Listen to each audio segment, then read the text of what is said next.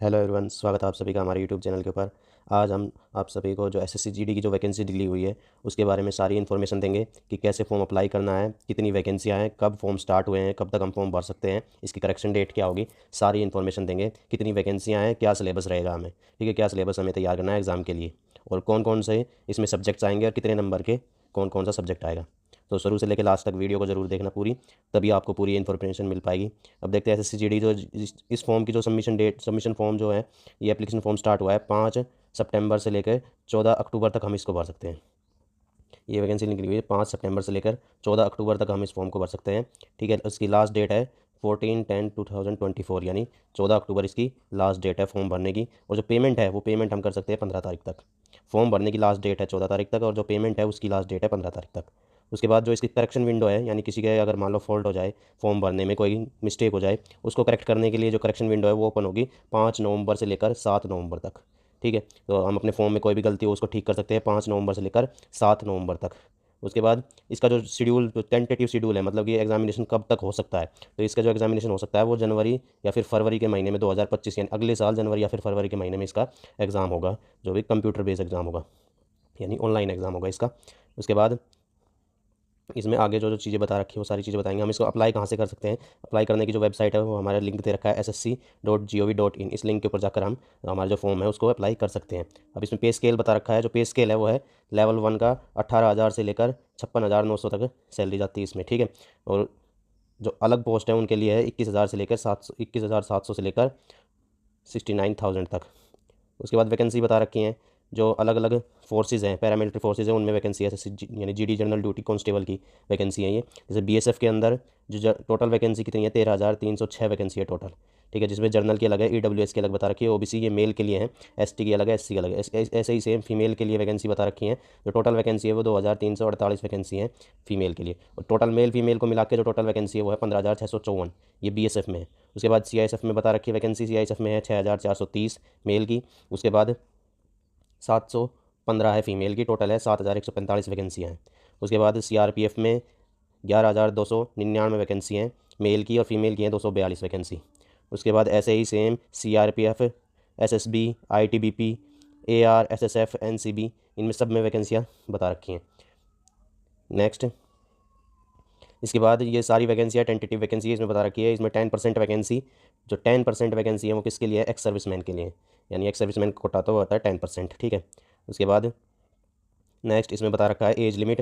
तो age limit जो है वो जनरल कैंडिडेट के लिए 18 से लेकर 23 साल की उम्र है इसमें, ठीक है। जो एज लिमिट है वो है 18 से लेकर 23 साल तक की है। उसके बाद इसमें रिलैक्सेशन बता रखा है कि SC ST का रिलैक्सेशन जो है 5 साल का है एज में, OBC का है 3 साल का, एक्स सर्विसमैन का है 3 साल का, ठीक है।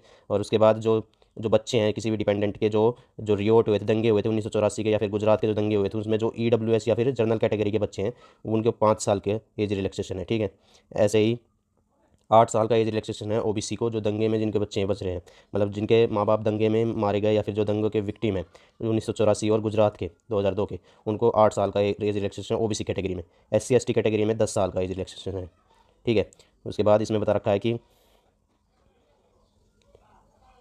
इसमें और भी डिटेल बता रखी है सारी, जो मेन डिटेल है वो बता देंगे हम आपको, ठीक है।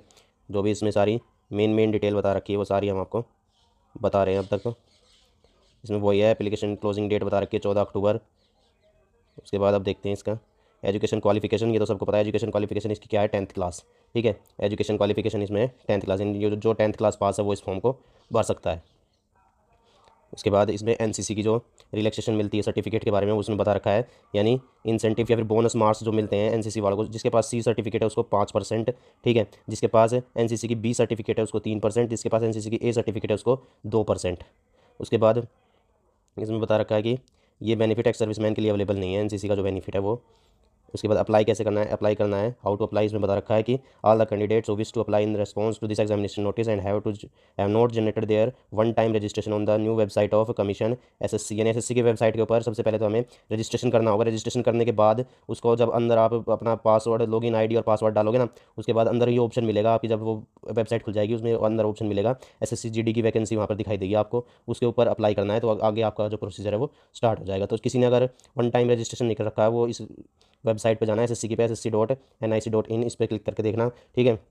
आपको पहले रजिस्ट्रेशन करना है, रजिस्ट्रेशन के बाद अपनी लॉगिन आईडी पासवर्ड डालोगे तो फिर वहाँ से आपको SSCGD के लिए अप्लाई करना है, वहाँ ऑप्शन मिल जाएगा आपको।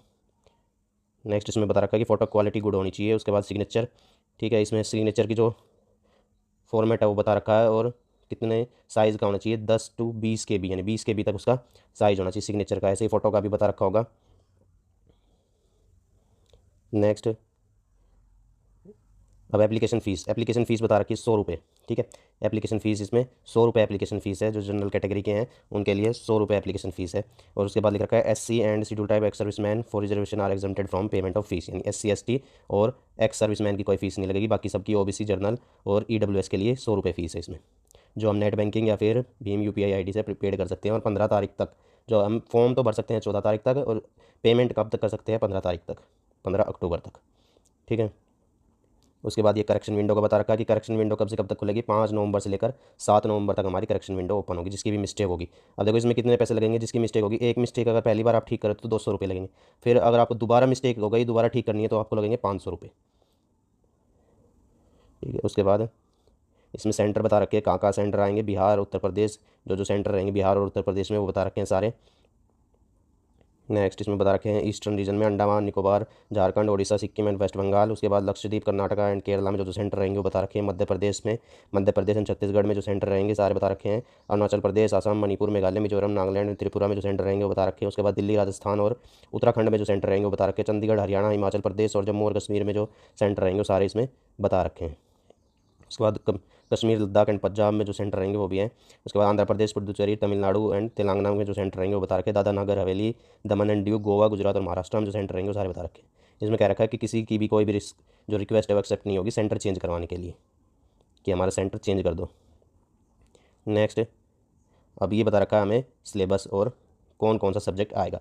अब देखो टोटल 80 क्वेश्चन होंगे, एक क्वेश्चन होगा 2 नंबर का, ठीक। जो हमारा ऑनलाइन कंप्यूटर टेस्ट होगा ना उसके बारे में बता रखा है कि 80 क्वेश्चन, और हर एक क्वेश्चन कितने नंबर का होगा, यानी एक क्वेश्चन कितने नंबर का होगा, 2 का, ठीक है। टोटल टाइम बता रखा है 60 मिनट, यानी 1 घंटे का टाइम होगा पूरा, ठीक है। सबसे पहले जनरल इंटेलिजेंस यानी रीजनिंग के 20 क्वेश्चन, तो कितने 40 नंबर के हो गए, यानी एक क्वेश्चन 2 नंबर का, तो 20 दूनी 40। उसके बाद पार्ट बी जनरल नॉलेज और अवेयरनेस यानी GK, और हम कहेंगे GK और करंट अफेयर कितनी आएंगी, 20 क्वेश्चन आएंगे 40 नंबर के, ठीक है।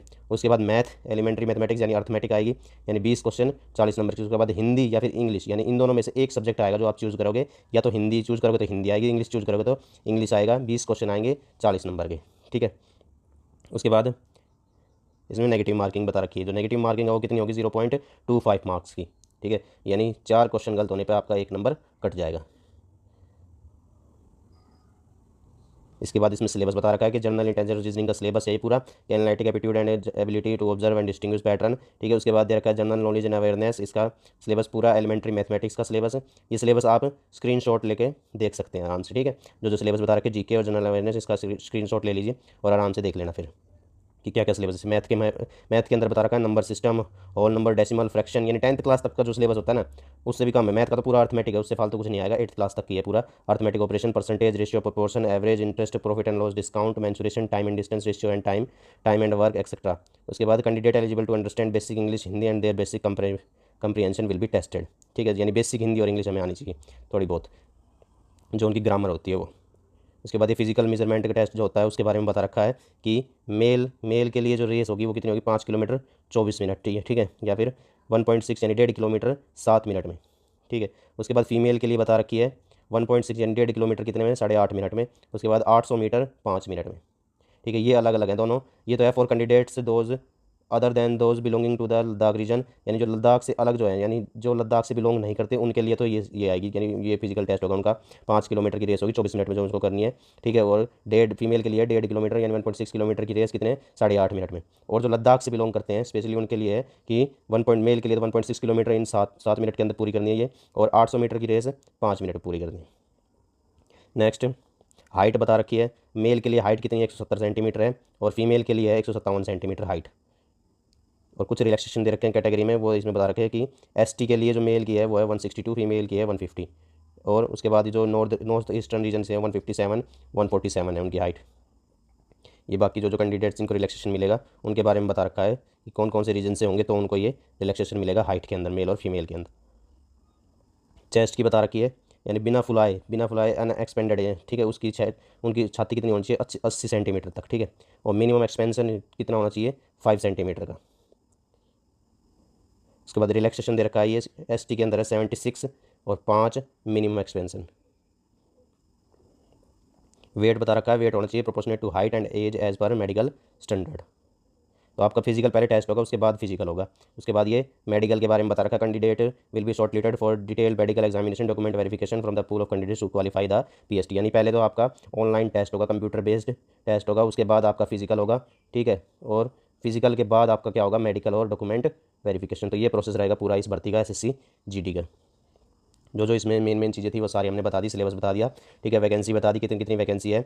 उसके बाद हमने सिलेबस बता दिया, एग्जाम का पैटर्न बता दिया कि ये सब्जेक्ट कितने नंबर का आएगा और कब से लेकर कब तक ये फॉर्म हम अप्लाई कर सकते हैं। तो प्लीज़ वीडियो को शेयर करें ताकि और भी जो लोग हैं बाकी, जो उनको जानकारी मिल सके इस SSC GD के एग्ज़ाम के बारे में, कैसे फॉर्म अप्लाई करना है, कब तक हम अप्लाई कर सकते हैं। और वीडियो को लाइक करें और हमारे चैनल के साथ जुड़े ऐसी जॉब अलर्ट्स पाने के लिए, गवर्नमेंट या फिर प्राइवेट।